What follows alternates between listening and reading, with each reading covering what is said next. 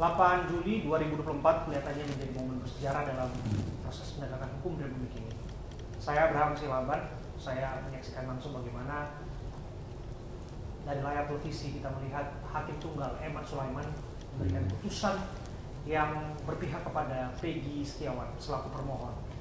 Ya, disebutkan bahwa alat bukti yang digunakan untuk menetapkan dirinya sebagai seorang tersangka tidak sah, dan Hakim Tunggal Eman Sulaiman memerintahkan untuk Peggy Setiawan dibebaskan. Saya Abraham Silaban, saya duduk dan mengawal detik-detik pra-peradilan ini melalui layar kaca bersama dengan dua orang praktisi hukum, yaitu yang pertama Bung Pitra Romadoni. Bung Pitra. Ya, Horas, Bung Abraham. Ya, Horas, terima kasih sudah hadir ya. Dan juga Bung Saur Siagian, praktisi hukum juga yang kita bersama-sama melihat bagaimana putusan yang dibacakan oleh Hakim Tunggal Eman Sulaiman ya. Bang ya. Saya ke Bung Pitra terlebih dulu ya. Bung Pitra, mengejutkan tidak apa yang disampaikan oleh Hakim Tunggal Eman Sulaiman? Oke, baik Bung Abraham. Kalau saya sih melihatnya dari segi hukum itu hal yang biasa dan tidak ada mengejutkan ataupun surprise dan hal lainnya. Itu merupakan salah satu bentuk koreksi kepada kinerja kepolisian untuk lebih teliti lagi ke depannya. Dalam artian, dengan adanya putusan pra-peradilan ini, hakim telah memberikan pengawasan kepada penyidik. Jadi terkait dengan beliau dibebaskan, dan itu merupakan suatu konsekuensi daripada putusan. Nah, artinya saya juga melihat Polda Jawa Barat sangat patuh terhadap hukum dan mereka menghormati putusan ini sebagaimana asas res judicata pro veritate habetur. Apa yang diputus hakim haruslah dianggap benar. Seperti itu. Tapi kalau Anda bilang ini tidak mengejutkan, tapi bagi sebagian pihak, bahkan banyak kalangan ini tergolong mengejutkan. Bahkan ada implikasi dari putusan ini yang menyebutkan bahwa terlihat betul bahwa Peggy Setiawan korban salah tangkap dalam hal ini. Jadi begini, kalau berbicara korban salah tangkap itu harus terlebih dahulu lihat dari pokok perkaranya.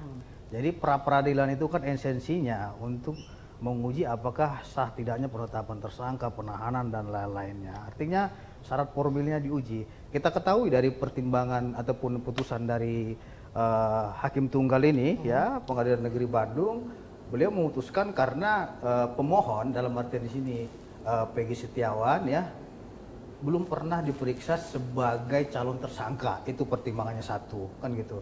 Terus dari segi pembuktian ya, termohon dalam hari ini Polda Metro Jaya, pertimbangan hakim itu bahwasannya tidak dapat membuktikan terkait dengan surat panggilan terhadap calon tersangka dalam hal ini Peggy Setiawan. Nah, artinya apa?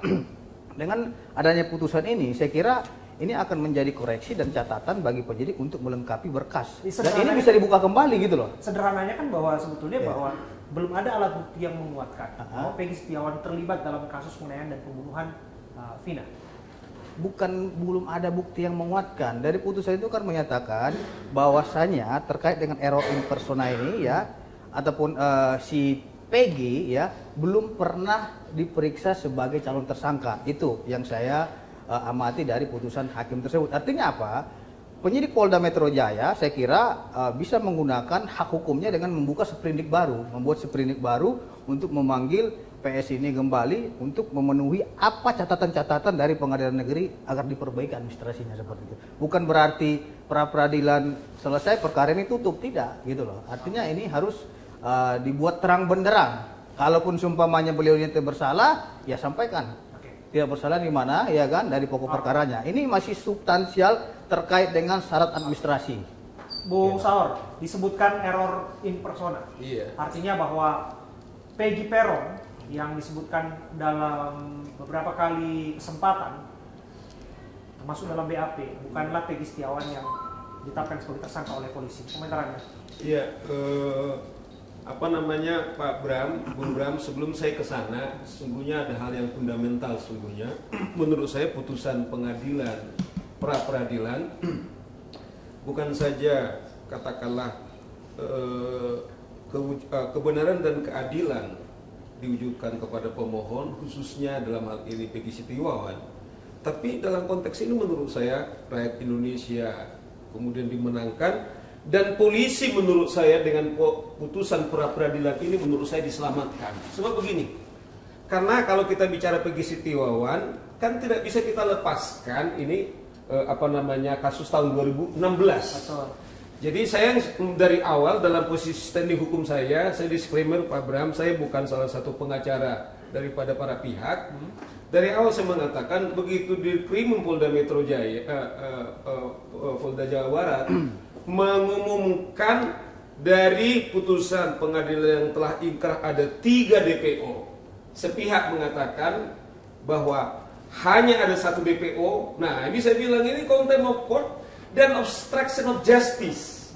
Sehingga saya dalam beberapa waktu yang lalu selalu saya bilang tuh, kalau kita mau menyelamatkan dalam kasus Vina Eki ini secara fundamental, holistik, kemudian supaya adil, tentu jangan sampainya kepada polisi. Sekarang Peggy telah ditetapkan bahwa harus dibebaskan. Nah, sekarang polisi berhenti untuk melakukan penyidikan. Karena apa? Ketika di Krimum Polda Jawa Barat mengatakan bahwa dari 3 itu hanya 1, bukan soal angka. Sebab di dakwaan daripada jaksa penuntut umum yang modalnya dari penyidikan ada 11 yang pelaku. Ya toh, ada Dani di sana, ada Andi di sana, jelas peranannya. Nah, tentu ini sempurna secara sah dan meyakinkan karena juga dengan status yang 2 ini. Nah, sementara di Krimum mengumumkan hanya 1. Nah, dari situ saya awal ini sebenarnya kasus fiktif. Nah, oleh karena itu yang fiktif gimana? Nama-namanya atau kasusnya? Kasusnya fiktif menurut saya. Jadi semua terdakwa ini menurut saya. Kalau saya bilang itu nggak bisa. Jadi menurut saya ini semua terdakwa ini fiktif, makanya saya dorong pendapat saya supaya jangan sampai ini di kepolisian berikan kesempatan yang sekarang 7 terdakwa, 7 terpidana yang sedang sekarang ini di penjara, 1 telah bebas untuk melakukan PK. Sebab saya bilang begitu Dirkrimun sebenarnya yang mengaku fiktif bukan soal angka 2 dari 1. Sebab begitu jangankan orang disebut, koma titik aja dikurangi, itu tidak boleh putusan. Sama dengan majelis tunggal tadi mengatakan, putusan MK itu harus diikuti secara utuh. Misalnya penempatan DPO. Kalau kita mau menempatkan seseorang DPO, dia harus dipanggil dulu 3 kali. Harus dipanggil dulu 3 kali, kecuali 3 kali dia tidak bisa dipanggil, baru sah untuk mendaftarkan DPO. Nah, artinya yang 2 yang kita bayangkan dari dan Andi, analisis saya juga pasti seperti ini gitu. Katakanlah kemudian bahwa 2 orang itu tidak eksis ataupun 3 orang ini fiktif.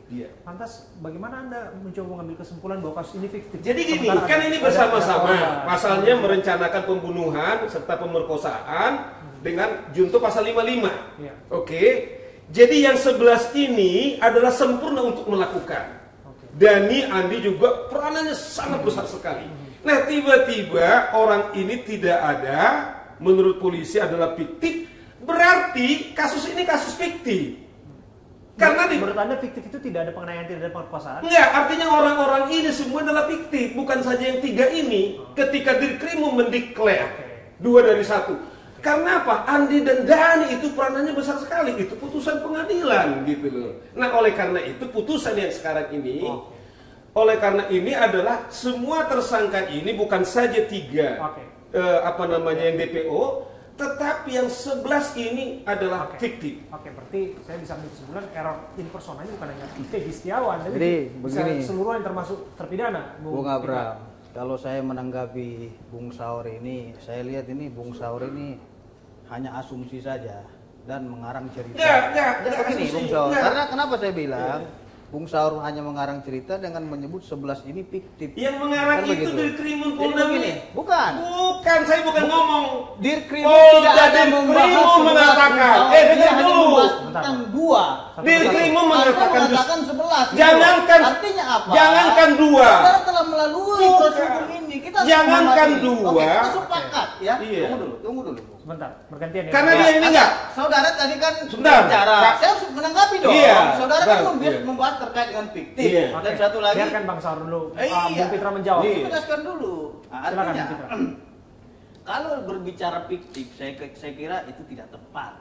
Itu disebut dengan fiktif karena apa? Sudah ada produk pengadilan dari hal ini, putusan pengadilan negeri Cirebon ya, nomor 3, putusan pengadilan nomor 4 sama putusan nomor 16. Artinya 3 produk hukum ini telah keluar dan itu sudah berkekuatan hukum inkrah ataupun tetap. Kalau kita bilang fiktif, berarti proses persidangan di dalam pengadilan negeri, baik proses penyidikan, penuntutan itu tidak benar. Nah, jadi gini, begini, jangan lama-lama kau. Tunggu dulu. Ya, Bung Saur ini ngegas terus. Iya kan? Ini kan dijelaskan. Bung Saur tadi mengatakan obstruction of justice. Bung Saur ini terlalu dini menyimpulkan suatu perkara dan mengatakan orang obstruction of justice. Tidak ada proses pemeriksaan terkait dengan hal tersebut kecuali sudah ada putusan yang bersangkutan melakukan obstruction of justice. Jadi gini, Bram. Jadi gini, Bram. Janganlah sesatkan. Udah kegantian ya. Kalaupun supaya putusan pra-peradilan dimenangkan oleh PS, ya kita hormati itu. Udah, kita kan, saya sekali. Jadi tapi gini. ingat, itu bisa dibuka kembali dengan seprindik Oke, baru. Gitu. jadi gini. Jadi yang mengatakan fiktif itu bukan Saur Sigaris, itu lagi logika hukumnya. Saur mengatakan Putusan sudah kan gantian kan? Iya. Dirkrimpun Polda Jawa Barat mengatakan gini, Bram. Yang tadi sempurna itu ada 11. Saya ulangi lagi. Ada 11 pelaku. Ada namanya Andi, ada Dani. Makanya ini sah dan meyakinkan. Nah, tiba-tiba Polda Jawa Barat mengatakan dari 3 ini jadi 1. Padahal tadi dibilang udah diuji di pengadilan negeri, udah pengadilan tinggi dan Mahkamah Agung.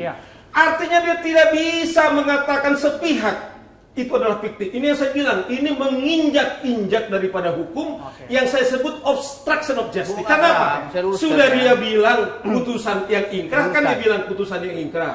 Ya, putusan ingkrah. Tetapi dia bilang yang 2 itu tidak ada. Ini jadi begini, menginjak-injak daripada pengadilan. Kawan ini saya kira kurang up to date terkait dengan informasi dari pihak kepolisian.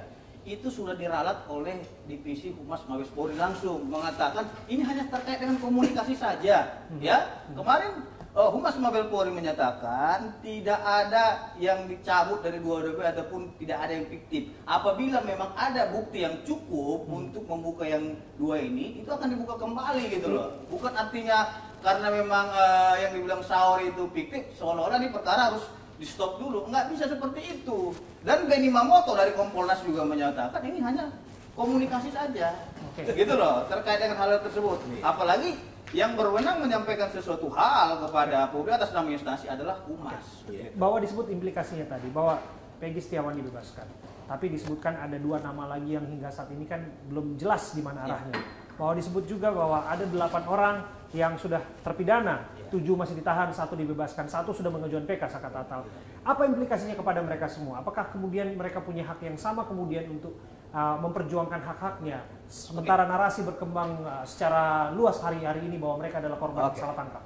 Bung Abram, kita harus melihat dari segi konstruksi hukumnya terkait dengan yang 8 orang kan gitu. Dan 1 lagi ini yang dinyatakan bebas itu subjek hukum yang berbeda. Artinya apa?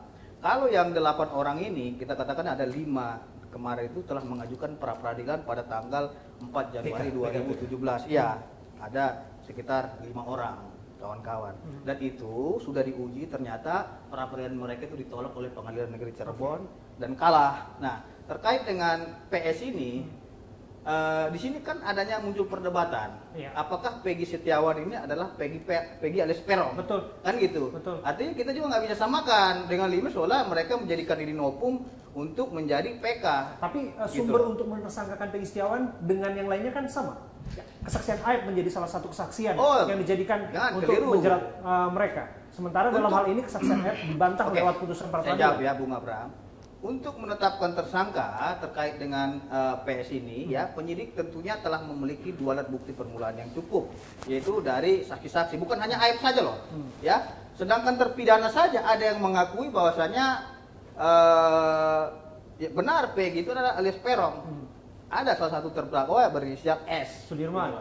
Nah, terus satu lagi, ada lagi rekan-rekan beliau ya yang menyatakan bahwasanya atas nama Peggy ini benar nama panggilan dia Peron. Jadi terlepas dengan bahwa ada kesaksi lain yang ya, mengatakan bahwa saksi lain ini banyak juga gitu loh. Saka yang melihat tinggal nanti bagaimana tidak ada penyidik Peggy di ini sana. membungkus bukti itu sedemikian rupa sehingga itu sah secara hukum. Nah itulah yang diuji oleh rekan-rekan pemohon dari tim kuasa hukum Peggy Setiawan. Saya kira itu sah-sah saja kalaupun sumpamanya kalah Polda Jawa Barat itu merupakan bahan catatan dan koreksi untuk memperbaiki dan berbenah terkait dengan administrasi penyidikannya ini, bukan terkait pokok perkara yang dibahas ini. Gitu. Apakah ada implikasinya ke arah sana, Bung Saur? Jadi Mengingat gini, bahwa kesaksian Ayat ini sangat. dijadikan menjadi kesaksian yang untuk menersangkakan para tersangka termasuk terpidana yang saat ini sudah ada di masa tahanan. Otomatis, karena saya bilang kan kembali ini dari awal kasus ini dari DPO peristiwa 2016. Jadi semua itu diuji. Jadi dari dakwaan kemudian diuji, tanya jawab, persidangan saksi dan lain-lain. Putuslah 11.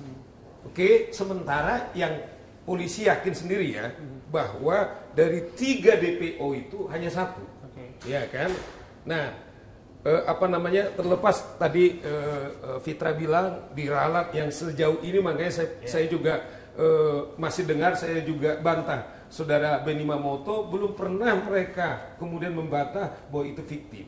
Nah oleh karena itu menurut pendapat saya loh, saya tidak berpihak kepada siapa-siapa. Saya ini anak polisi, ya saya anak polisi.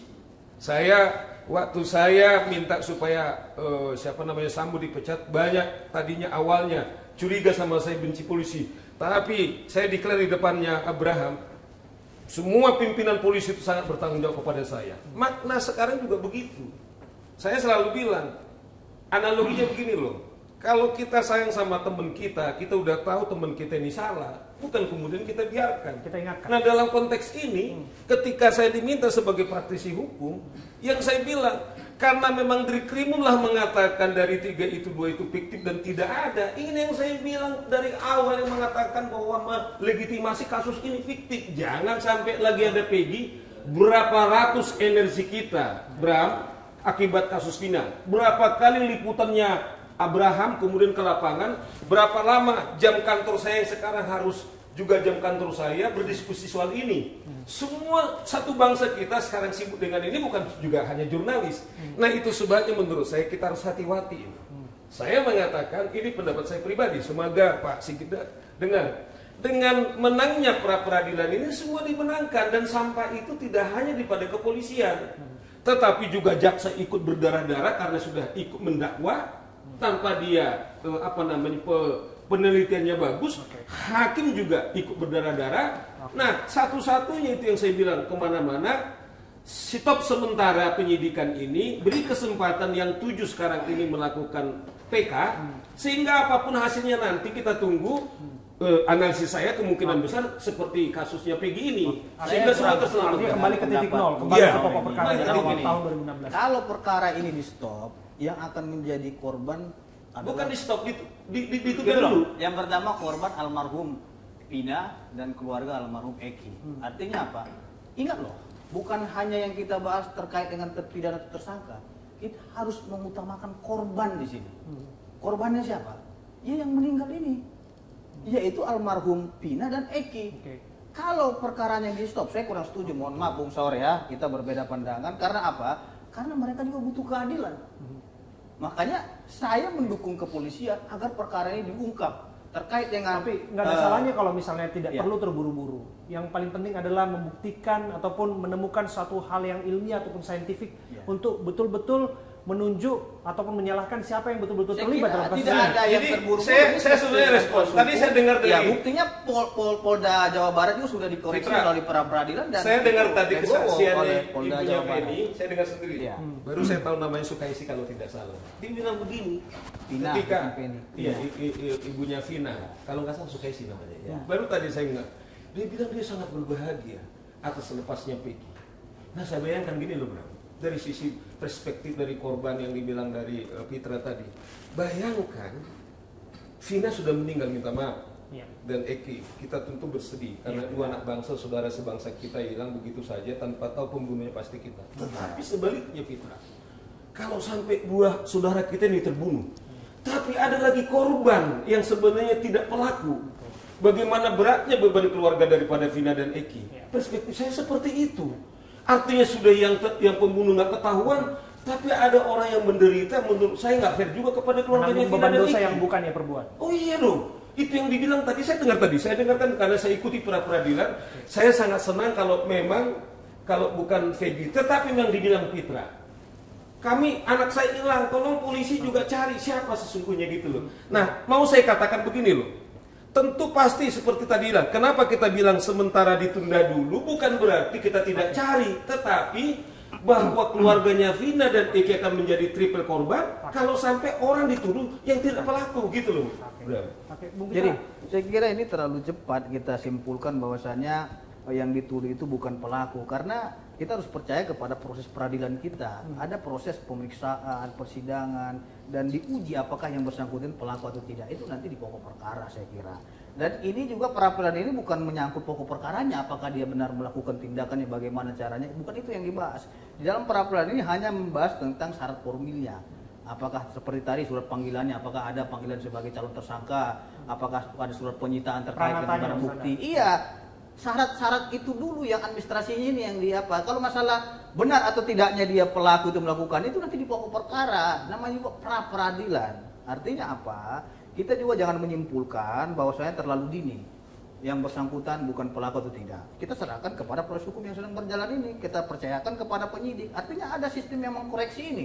Pengadilan negeri mengkoreksi melalui pra peradilan. Artinya ada sesuatu hal yang kurang syarat formilnya, yaitu terkait dengan panggilan tadi. Tapi lepas dari itu, terlanjur tahan yang namanya Peggy Setiawan. Ya. Kemudian pertanyaannya adalah apakah dalam hal ini tidakkah kemudian yang bersangkutan punya hak-hak dalam hal ini yang sudah menjadi tahanan pada prakteknya pra peradilannya dimenangkan oleh pihaknya. Terkait dengan penahanan itu sudah jelas diatur dalam pasal 24 KUHP. Dan terkait dengan sprindik itu diatur dalam pasal 109 ayat 1 Kitab Undang-Undang Acara Pidana. Apabila memang penyidik telah menemukan bukti permulaan yang cukup dan sah, saya kira dua alat bukti yang cukup juga. Apabila memang penyidik berkeyakinan yang bersangkutan melakukan dugaan tindak pidana, itu adalah hak subjektivitas daripada pihak penyidik, dan itu nggak bisa kita itu. Kenapa ditahan? Kenapa ditahan? Yang pertama, mungkin dari subjektivitas penyidik menganggap agar tidak terjadinya menghilangkan barang bukti, agar tidak melarikan diri dan lain sebagainya. Nah, terkait dengan hal tersebut, negara telah mempersilahkan ataupun menyiapkan ruang untuk itu melalui pra peradilan diuji. Nah, kalau memang sudah diuji seperti yang kita lihat ini dinyatakan syarat formilnya belum terpenuhi seperti panggilan tadi sebagai calon tersangka, itu sah-sah tinggal diperbaiki oleh penyidik, nggak ada masalah. Oke, Bang Saur, kalau jadi Peggy akan seperti apa? Jadi gini loh, ini harus kita, karena ini edukasi hukum, proses penetapan namanya hukum formil. Ya. Oke, materinya itu kan material, tapi jangan salah. Yang mana lebih sakral, hukum materialnya kah, hukum formilnya? Sama-sama sakral. Ya. Makanya tadi putusan MK, putusan pra peradilan itu, dia mengutuk putusan MK bahwa harus dipanggil dulu calon tersangka, baru setelah itu tetapkan tersangka. Ini kan kebalik, tersangka dulu, kemudian baru diperiksa. Bayangkan itu formilnya yang tadi pemeriksaan. Tapi jangan salah, akibat tidak becus dalam penerapan hukum formilnya yang tadi administrasinya bahasanya, tetapi risikonya yang saya bilang, kemudian Peggy Setiawan, saudara kita sebangsa, ya, bahwa sekalipun dia seorang kuli bangunan, yang dia adalah punggung keluarga. Kalau kita dengar sama Fitra bahwa dengan 200.000 setiap minggu untuk membantu adiknya, kan hak perdananya kan mati sekarang. Itu yang kita bilang bahwa tidak boleh serampangan untuk apa namanya itu juga diikuti oleh peradilan atau di hakim tunggal. Apalagi kita penegak hukum. Makanya itu yang saya bilang bahwa tidak fair misalnya. Ini kan kami ini praktisi hukum. Sering sewenang-wenang aparat penegak hukum untuk menerapkan hukum. Padahal korbannya adalah warga kita. Sementara tidak seimbang punishment kepada kepolisian. Misalnya gini, Bram. Bagaimana pertanggungjawaban tentang Saka Tatal? Kemudian diminta untuk katakanlah minum kencing. Kemudian di strum. Kemudian disiksa dulu baru melakukan pengadilan. Nah, inilah sebenarnya putusan MK ini, KUHP ini, supaya apapun hak ajasi orang lain itu, sekalipun dia diduga atau didakwa atau ditersangkakan, tetapi hakikat dia sebagai manusia melekat hak ajasi manusia yang kepada dia nggak boleh dikurangi begitu saja. Menurut Anda Peggy akan mendapatkan haknya tidak? Saya pikir dalam putusannya itu kan tidak hanya disebut bahwa dia harus membayar administrasi. Betul. Tetapi menurut saya adalah adil karena ada kerugian material misalnya gini, otomatis dia nggak kerja kan. Nah saya pikir itu, tetapi juga fair tadi putusan pengadilan bahwa termohon juga harus mengembalikan nama baiknya, apakah makna mengembalikan harga dirinya dia tentang kerugian perdatanya, kemudian nama baiknya, tetapi juga saya kira sah supaya apa? Memberikan pembelajaran. Jadi kalaupun saya kembali mengatakan ini bukan kita kayak main badminton, bahwa menang dan kalah, enggak. Putusannya demi keadilan, bukan demi kemenangan dan kekalahan.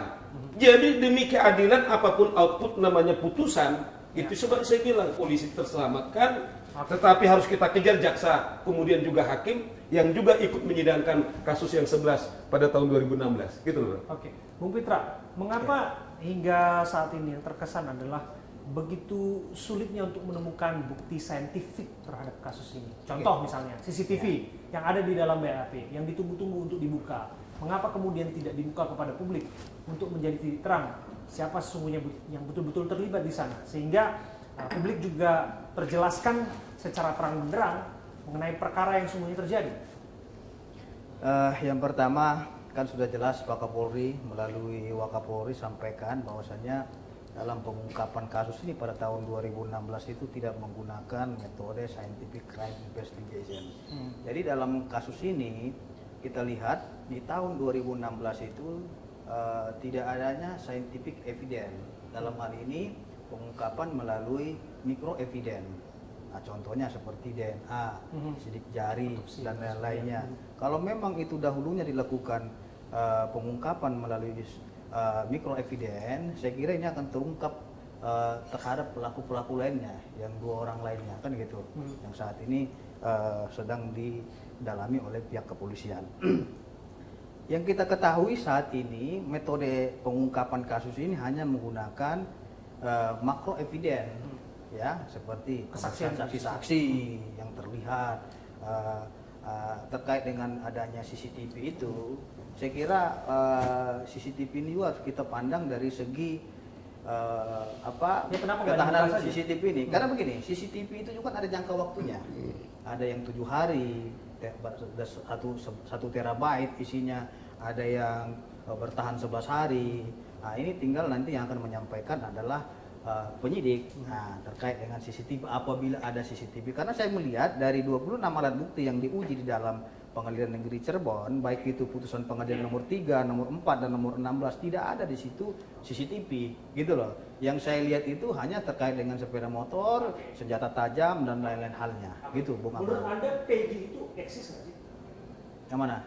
Yang namanya Peggy, Andi, kemudian Dani itu eksis tidak? Atau terkait dengan eksistensi Peggy alias Perong, kita melihat dari kesesuaian dari keterangan saksi, gitu loh. Saksi yang pertama saksi S, ada saksi N, ada saksi A, dan ada saksi I, dan ada saksi-saksi pendukung lainnya.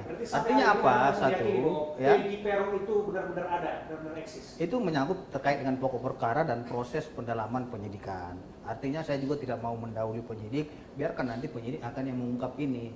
Nah, yang saat ini sedang ada koreksi oleh pengadilan agar mereka melengkapi syarat administrasinya. Seperti itu, Bung Abraham. Peggy Setiawan pada prakteknya dibebaskan. Siapa kira-kira Peggy Perong?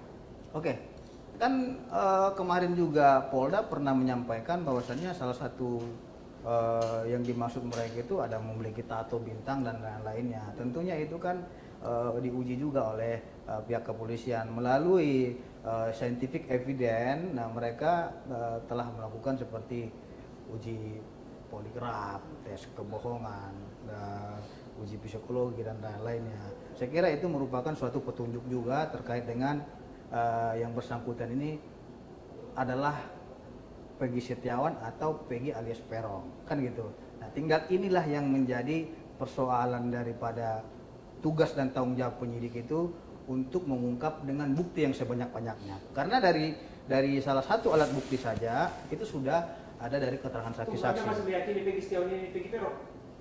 terkait dengan meyakini ini itu adalah ranah penyidik. Iya. Kan begitu. Artinya apa? Penyidik konsisten Kan bisa saja terkait dengan Peggy Peron putusannya. itu ternyata orang yang lain, pada akhirnya kan sudah dikoreksi. Kalau mengenai itu, ya itu masuk dalam ranah pokok perkara, bukan ranah pra peradilan lagi. Seperti itu, Bung Abraham. Oke, Bung Saur, Ya. Anda meyakini Peggy Peron ini benar-benar eksis atau sesungguhnya Anda kembali kepada pemahaman Anda bahwa sesungguhnya itu adalah fiktif? Saya kembali saya bicara analisis hukum saya. Iya. Artinya ketika saudara dari Krimum Polda Jawa Barat mengatakan dari 3 2 itu adalah fiktif, dan yang satu menurut dia benar, ternyata ditolak pengadilan. Ya logika hukum saya mengatakan bahwa Peggy yang mereka sebutkan itu adalah fiktif. Itu adalah saya menstir dari pernyataan Polda Jawa Barat, terlepas misalnya gini loh, kan kasihan kalau asumsi, saya ingat lagi waktu itu Sandi sempat ngomong begitu memang. Tetapi coba bayangkan kasus yang sangat serius, hari ini beda, tetapi menyangkut nyawa orang loh, menyangkut masa depan orang gitu loh. Nah, makanya saya terus terang, sebenarnya putusan yang hari ini terlepas ini adalah pra peradilan, ini adalah momentum. Kasihan loh anak-anak ini, anak-anak Serse ini bisa kasus Sambo loh. Ini akan banyak kemudian melakukan obstruction of justice, akan banyak dijerat hanya karena kita mau paksakan. Padahal Kapolri Pak Sigit sudah mengatakan dalam kasus Vina Eki, saintifik itu adalah tidak ada, bahkan dia secara terang benderang. Nah, maksud saya ngapain lagi kita paksa, kasihan. Misalnya kasus Afif menyasar kawan-kawan kepolisian, kemudian soal Satgas Judi Online yang juga leading dalam penindakan adalah teman-teman di polisi. Banyak sekali PR kita, kenapa nggak kita fokuskan dulu? Kita mengatakan bukan kemudian ini jadi tidak ada, demi keadilan. Bahwa ada masalah yang 3 ini ternyata sudah diuji itu gagal, tapi ada yang saya bilang itu satu kesatuan karena pasal 55, mereka bersama-sama hentikan sementara ini, dorong yang 7 itu untuk PK, dan menanti itu seperti sekarang ini. Oke. Jadi jangan sampainya kepada teman-teman polisi. Oke. Kalau kita lihat ini di layar kaca ya sekarang ini adalah detik-detik di mana Peggy Setiawan akan dibebaskan oleh ini. Kalau kita lihat ada ayah dari Peggy Setiawan bersama dengan kuasa hukumnya yang akan menjemput Peggy Setiawan dari Polda Jawa Barat di Bandung, Jawa Barat. Tapi tentu saja apa yang kita saksikan hari ini, saya bersama dengan Bung Saur, saya bersama dengan Bung Pitra, tidak hanya 6 pasang mata yang menyaksikan ini, jutaan pasang mata menyaksikan ini, dan sebanyak-banyaknya orang yang menyaksikan, tentu sebanyak-banyaknya pula orang yang akan menerima pesan dari ini semua, pesan hukum di Republik ini dari ini semua. Apa yang ingin Bung Saur sampaikan? Pesan apa yang disampaikan melalui putusan yang diambil oleh Hakim Tunggal Eman Sulaiman di Pengadilan Negeri Jakarta Barat? Ya. Di Pengadilan Negeri Jawa Barat. Ada 11 saudara kita, satu Saka Tatal. Bayangkan Saka Tatal ini kan sudah dia bebas, tetapi harus bertaruh sekarang PK untuk memulihkan namanya. Karena dia untuk melapor sebagai kuli bangunan harusnya terganggu karena SCK ya tidak dapat. Nah, oleh karena itu masih ada 7 yang sekarang masih di dalam sel. Ini juga saudara kita. Nah, oleh karena itu menurut saya kita berikan juga kesempatan mereka untuk leluasa untuk mencari keadilan. Sehingga gini loh, saya selalu menyetir bahwa salah satu tujuan negara itu melindungi segenap warga negara Indonesia, dan instrumen untuk melindungi itu adalah kepolisian, yaitu tugasnya adalah melayani, mengayomi dan melindungi. Artinya siapapun dia wajib dilindungi polisi. Nah, dengan demikian ketika ini upaya hukum diberi kesempatan, jangan bebannya hanya kepada polisi, sehingga penegak hukum jaksa yang kemarin mungkin diduga, katakanlah kita diduga ada kesalahan di sana, hakim ada kesalahan di sana. Ini cara menyelamatkan proses peradilan kita, mulai dari penyelidikan sampai dengan putusan, termasuk juga ingkrah. Oke. Bu Pitra, nampaknya kasus ini juga menjadi pelajaran penting untuk sebagai warga negara kita, sebagai praktisi hukum tentu saja. Apa yang ingin Anda sampaikan? Baik, Bung Abraham, saya ingin menyampaikan bahwasannya menjadi penyidik, menjadi polisi itu tidaklah mudah. Menjadi penyidik dan menjadi polisi harus bisa menjadi malaikat. Karena apa? seberapapun kebaikan yang kita lakukan karena suatu kesalahan prosedur saja, itu akan menjadi bulan-bulanan orang yang menilai kita salah. Tolong diingat, tujuan utama daripada penyidikan ini adalah memberikan rasa keadilan kepada korban. Artinya apa? Penyidik dengan sepenuh tenaga, berdarah-darah dari siang sampai malam, bekerja keras untuk memberikan keadilan. Dan saya ingin menyampaikan bahwasannya di dalam asas hukum kita ada yang disebut dengan namanya res judicata, ya, pro veritate habetur.